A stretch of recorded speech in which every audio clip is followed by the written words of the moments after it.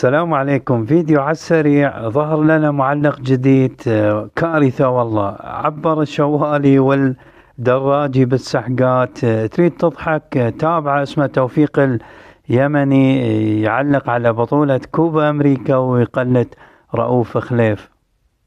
لا يسدد، لا يمرر، لا يناول ميسي، لا لا عفوشي 150 مليون يورو والله بالكلفة، والله والله يا حرام.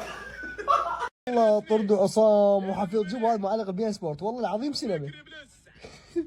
50,000 واحد بالبيت عنده. تعود مرة أخرى. والله السينما كويس. جايب معي تلفزيون بس ما اقدر، لازم ابغى عليه.